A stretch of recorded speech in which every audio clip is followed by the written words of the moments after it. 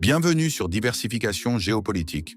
Le 5 septembre 2025 marque une nouvelle étape dans la crise du Sahel, entre annonces officielles des gouvernements et réalités du terrain rapportées par forums et réseaux Telegram.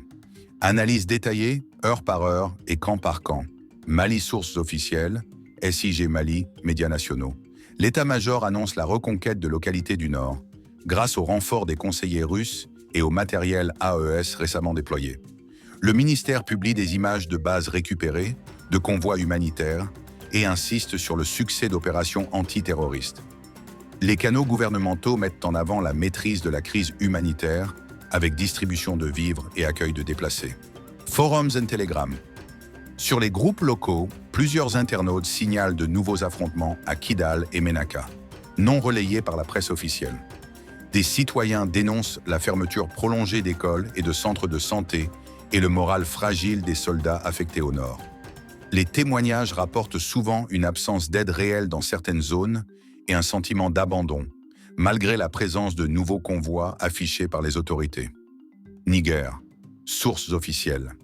Le gouvernement affirme renforcer la sécurisation des axes frontaliers sud et ouest, appuyés par les drones russes et du matériel logistique partagé via l'AES.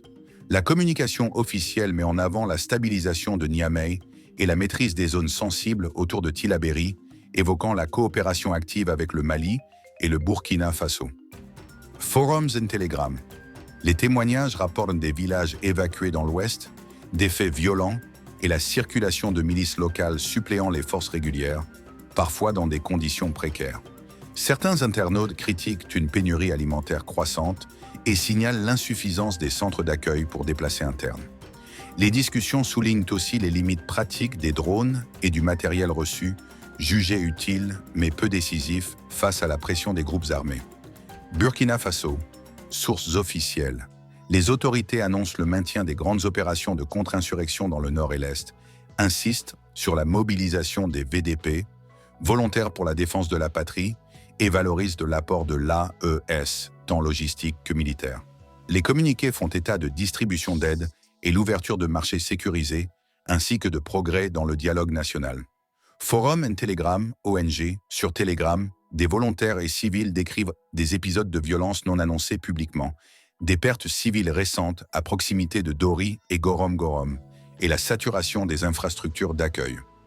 Le HCR et les groupes locaux font état d'un nouvel afflux de réfugiés burkinabés vers le Mali, la précarité alimentaire et les difficultés d'accès à l'eau et aux soins.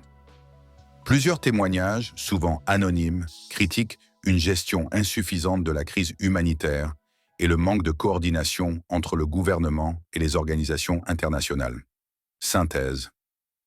Les autorités des trois pays revendiquent une progression militaire, une coopération régionale renouvelée et la maîtrise de la situation humanitaire. Les témoignages issus du terrain, des forums et des réseaux Telegram sont plus nuancés, insistant sur la persistance des crises locales, la fatigue, voire la démoralisation des populations et des forces, et une rupture grandissante entre les faits annoncés et la réalité vécue.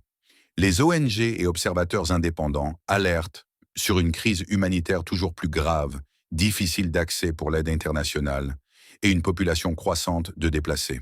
Conclusion et appel à l'action. La situation au Sahel, le 5 septembre 2025, montre que l'information officielle ne suffit pas à saisir la complexité de la crise. Témoignages citoyens, réseaux sociaux et ONG apportent une réalité plus nuancée. C'est en croisant ces regards que l'on peut comprendre la véritable situation du Mali, du Niger et du Burkina Faso. Abonne-toi